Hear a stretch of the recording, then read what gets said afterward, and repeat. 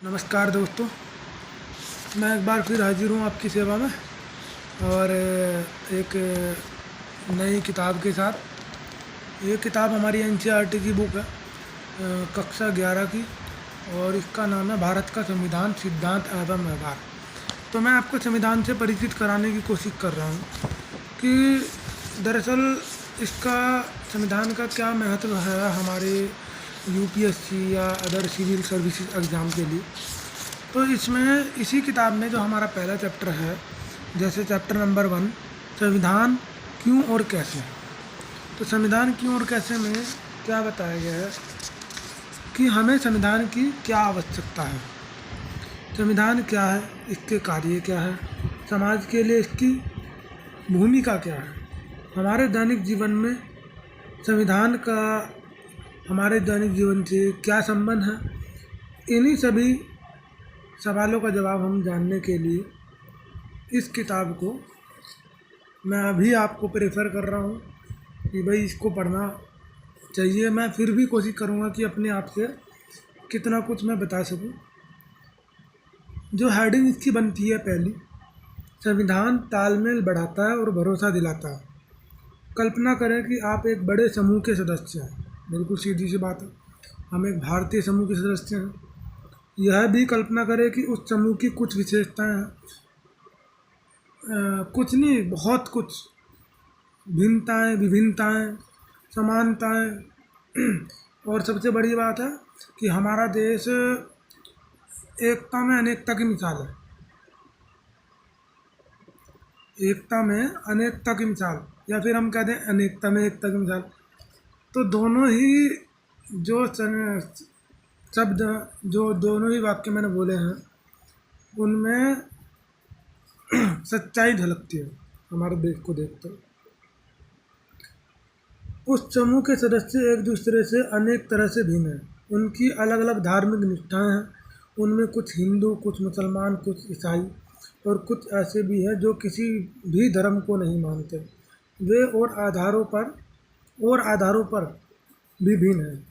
वे अलग अलग व्यवसाय करते हैं, उनकी भिन्न योग्यताएं हैं, अलग अलग शौक़ हैं, और सिनेमा से लेकर किताबें तक उनकी पसंद अलग अलग है। उनमें कुछ धनी हैं, कुछ गरीब हैं, कुछ लोग बूढ़े हैं तो कुछ जवान हैं। कल्पना करें, ऐसे समूह के सदस्यों में जीवन के विभिन्न पहलुओं को लेकर विवाद हैं, जैसे किसी व्यक्ति को कितनी संपत्ति रखने की इजाज़त होनी चाहिए, क्या सभी बच्चों को स्कूल भेजना अनिवार्य है, या माता पिता को इसका निर्णय लेने देना चाहिए।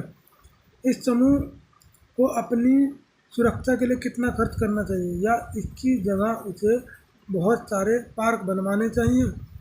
क्या इस समूह को अपने ही कुछ सदस्यों के विरुद्ध भेदभाव करने देना चाहिए। भिन्न भिन्न लोग इनमें से प्रत्येक पर्सन का अलग अलग उत्तर देंगे, लेकिन अपनी भिन्नताओं के बावजूद भी इस समूह को एक साथ रहना है। सदस्य अनेक रूपों में एक दूसरे पर आश्रित हैं, उन्हें एक दूसरे की सहयोग की ज़रूरत है। इस समूह को शांतिपूर्वक एक साथ रहने के लिए क्या करना चाहिए। लेकिन इस समूह के लोग एक साथ रह सकते हैं यदि वे कुछ बुनियादी नियमों के बारे में सहमत हो जाएं। इस समूह को ऐसे नियम क्यों चाहिए। कल्पना करें कि ऐसे बुनियादी नियमों के अभाव में क्या होगा। प्रत्येक सदस्य अपने को असुरक्षित महसूस करेगा, क्योंकि उसे यह मालूम नहीं होगा कि समूह के सदस्य एक दूसरे के साथ कैसा बर्ताव करेंगे और किसका किस चीज़ पर अधिकार है। किसी भी समूह को सार्वजनिक रूप से मान्यता प्राप्त कुछ बुनियादी नियमों की आवश्यकता होती है, जिसे समूह के सभी सदस्य जानते हों, ताकि आपस में एक न्यूनतम समन्वय बना रहे। लेकिन ये नियम केवल पता ही नहीं होना चाहिए, वरन उन्हें लागू भी किया जाना चाहिए।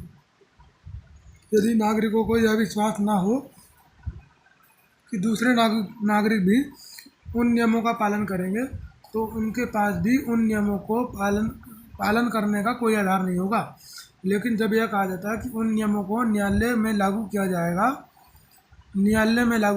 तो इससे सभी को विश्वास हो जाता है कि और लोग भी इन नियमों का पालन करेंगे, क्योंकि ऐसा ना करने पर उन्हें दंड दिया जाएगा। तो इस सब का जो निष्कर्ष निकला है वो एक लाइन में कंप्लीट हो जाता है। जैसे वो लाइन क्या है संविधान का पहला काम यह है कि वह बुनियादी नियमों का एक ऐसा समूह उपलब्ध कराए जिससे समाज के सदस्यों में एक न्यूनतम समन्वय और विश्वास बना रहे।